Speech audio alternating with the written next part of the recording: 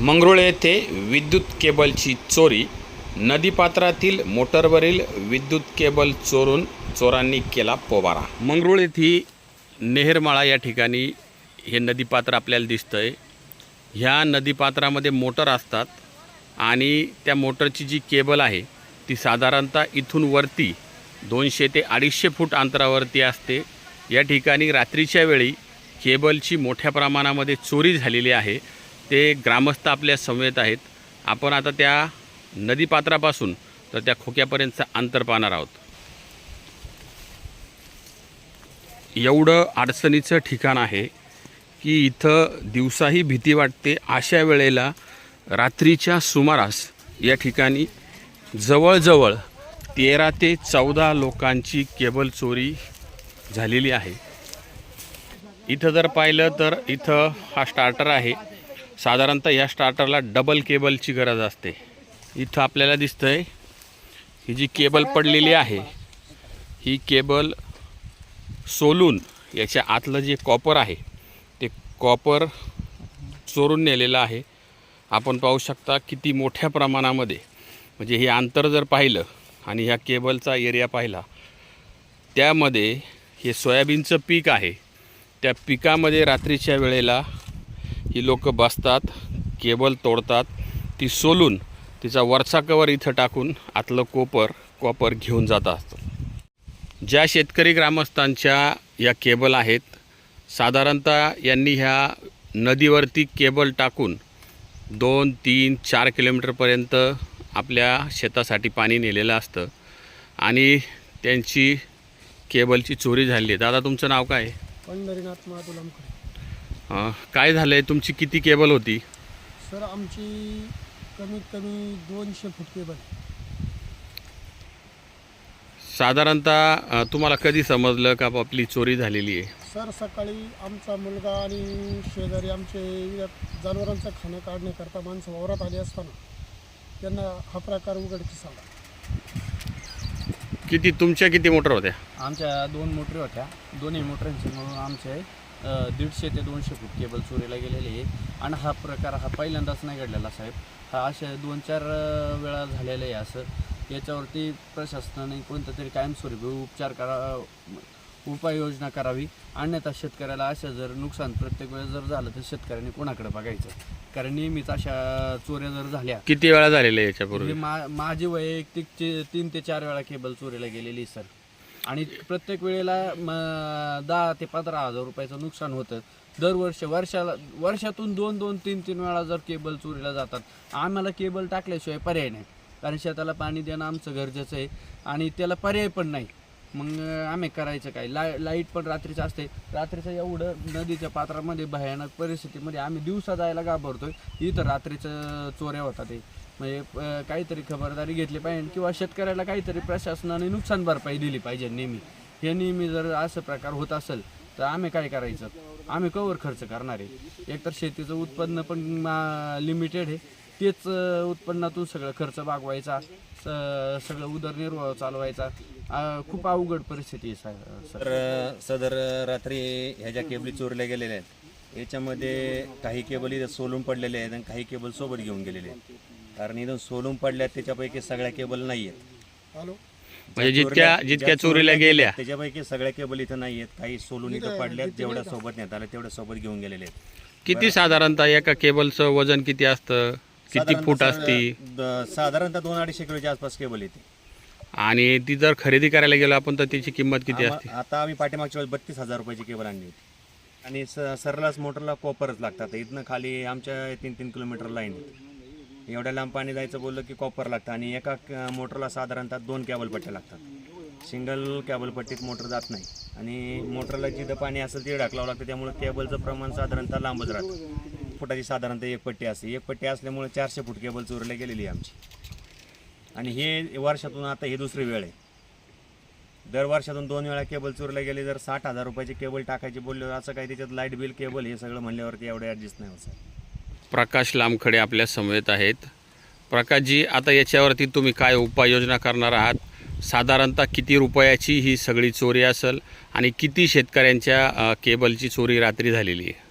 Sir तसं पाहिलं तर आपला देश हा कृषीप्रधान देश आणि या देशामध्ये सर्व अर्थव्यवस्था ही शेतीवरती अवलंबून आहे आणि त्यामध्ये शेतकरी हा देशाचा मूलभूत नाही तर अतिमूलभूत घटक आपल्या देशामध्ये मानला जातो आणि त्याच माध्यमातून शेतकऱ्याच्या दुधालाही सध्या भाव नाही आहे. दुधाला भाव नाहीच तर कांद्याचाही भाव प्रतिकूल परिस्थितीमध्ये आहे.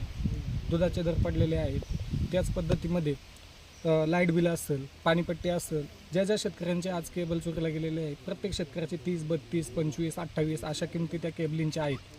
मग प्रश्न येतो असा की शेतकऱ्याला कोणतीच गोष्ट या ठिकाणी मोफत भेटत नाही आणि प्रत्येक गोष्टीचं अतोनात नुकसान हे शेतकऱ्यालाच का सहन करावं लागतं. या माध्यमातून मला असं सांगावं वाटतं की या सर्व गोष्टींचं जबाबदारी घेण्यासाठी एक घटक म्हणून आम्ही आमदारांना देखील या ठिकाणी निवेदन देणार आहेत. आळेफाटा पोलीस स्टेशनला देखील कंप्लेंट करणार आहे. परंतु या माध्यमातून मला असं सांगावं वाटतं की जर समजा चोर चोरी करून गेलाय आणि एखादा संन्यासी जर आमच्या या शेतकऱ्यांच्या तावडीत सापडला तर त्याची सुट्टी परत होणार नाही आहे. कारण वर्षातून 3 वेळा किंवा 4 वेळा, काहींच्या तर 5-5, 6-6 वेळाही केबल चोरीला गेलेले आहेत आणि लाईनीची रनिंग म्हणजे पाईपलाईनची रनिंग लांब असल्यामुळं पाठीमागं मोटरला त्या पद्धतीमध्ये ताकद किंवा आपण जी लाईन म्हणतो, करंट म्हणतो, तो भेटत नसल्यामुळं हाय लेवलचे केबल, कॉपर लेवलच्या केबल या ठिकाणी वापरावं लागतात आणि त्या माध्यमातून जर अशा चोऱ्या जर वारंवार घडत राहिल्या तर या शेतकऱ्यांचं असं म्हणणं आहे का आम्ही या ठिकाणी ठिय्या आंदोलन करणार आहे. जरी लाईट बिल आमचं वेळेवरती आहे, आमचं सर्व कुठल्याही कर, शेती कर असेल, पाणीपट्टी असेल किंवा लाईट बिल असेल, कुठल्याही प्रमाणात बाकी नाही आहे आणि या सर्व गोष्टी आम्ही करून सुद्धा जर आमच्याच वाटेला या असं दुःख येत असेल तर याच्यापेक्षा कुठल्याही दुःखाची बाब नाही असं समजणारा मी आहे. आणि यासाठी दाद मागण्याकरता जे आपल्याकडं रात्रीच्या 12 वाजता एक आणि 3 वाजता एक राऊंडची गाडी होती, ती राऊंडची गाडी नाही आहे. ती गाडी जरी असती तरी हा प्रकार घडत नाही आहे. कारण रात्रीची 12 वाजता लाईट जाते आणि ती 5 मिनिटामध्ये सर्व यांच्या मोटरींचा केबल कट करतात आणि रात्रभर अशा पिकामध्ये आता केबलिंगचं तर नुकसान त्यामध्ये शेतकऱ्याचं जवळजवळ 32-36 लांबडे यांची 32,000 रुपयाची केबल आहे आणि सर्व सोयाबीनचं वाटोळं केलेलं आहे. आपल्यालाही दिसतंय. मग आता त्यांनी दुहेरी नुकसान सहन करायचं. बरं, आता पाऊस उघडलेला आहे, अजून 8 दिवस पाऊस नाही झाला तर परत सर्वांचं ऊसाचं क्षेत्र या ठिकाणी आहे, सर्वांना मोटरी चालू करावं लागतील आणि परत म्हणजे 35-40 हजार रुपये घालून त्या केबली आणावं लागणार. मग परत 8-15 दिवस गेले, पाऊस आला का यांनी परत ह्याच्यावर त्यांनी असा धुमाकूळ करायचा. मग शेतकऱ्यांनी बाब मागायची कोणाकडं? किती लोकांच्या केबल गेल्यात? 13 शेतकऱ्यांचे केबल गेलेत. साधारणतः त्याची किंमत किती असावी? किंमत जर तशी घ्यायला गेलं तर ती 6-1 लाख रुपयाची किंमत होईल त्याची. परंतु आता निम्म्या किमतीत जरी धरल्या तरी 4 लाख रुपयाची केबल गेलेली कॉपर.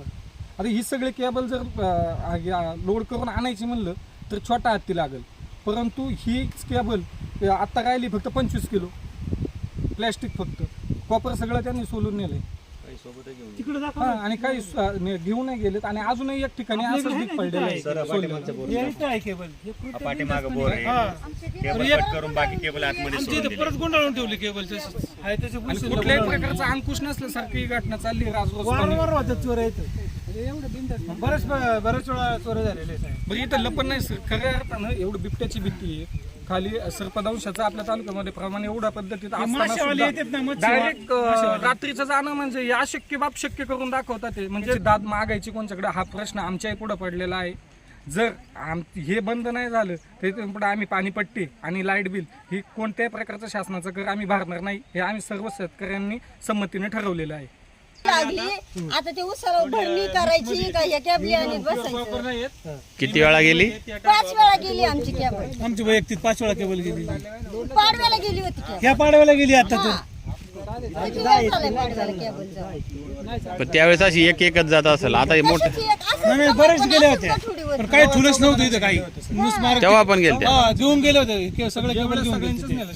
एवढे सगळ्यांची शाळा नेले. सोडून टाकली होती, मोटरही खालीच गेली. ह्या इथं समोर डिग लावला होता. मोटर सुद्धा वर नव्हती. आम्हाला स्वतः वाटलं बघितलं मोटर त्यांना. घेऊन गेली. मग मालाला भाव आहे शेतकऱ्याच्या नसतोय. कॅबली जात्यात, घरातही चोऱ्या जात्यात. त्यांनी जगायचं कसं? दुधालाही भाव नाही, सौसुग्रास भुसा बिसा मरणाचा माग, आणायचं काय, खायचं काय, करायचं काय, सगळ्याच बेवे. त्याला खत घालाय गेलं का त्यांच्या मरणाचा भाव 1300, 1400, 1500. मालाला खत नाही घातलं तर माल येत नाही. आता ऊसाला पाणी देणं गरजेचं आहे का? घरचे का उन्ही लागली, औषध आणलंय आम्ही. उन्हीचं. मग तुम्हाला आज पाणी सोडायचं मग होतं. आता सोडायचंच होतं ना. आता काय करायचं, आता ही केबल आता गेली आणि हेच चालू करायला आले म्हणून बाकीच्यांना कळलं. आणि केबल आणायला गेलते आणि मग फोन आला का म्हणले पत्रकाराला परत पाठीमागं आले. मग आता तुम्ही नवीन केबल घ्यायला जाणार का?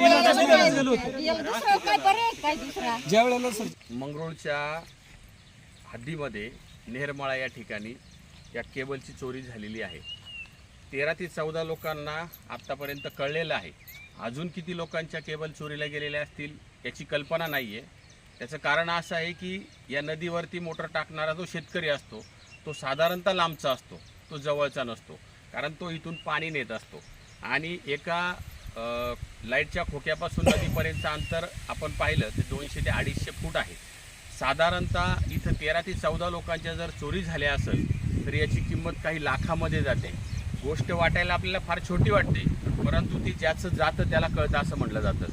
आज शेतकऱ्याला जर पाहिलं गेलं तर 2 दिवस पावसाने उघडीप दिलेली आहे, नाहीतर मोठ्या प्रमाणात अजून पाऊसही नाही, शेतीमालाला भावही नाही, ऊस पिकाला पाणी देणं गरजेचं आहे, त्याला उन्नी लागलेली आहे. याच्यावरती सरकार आसमानी संकट हे प्रत्येक वेळी शेतकऱ्यावरतीच येत असतं.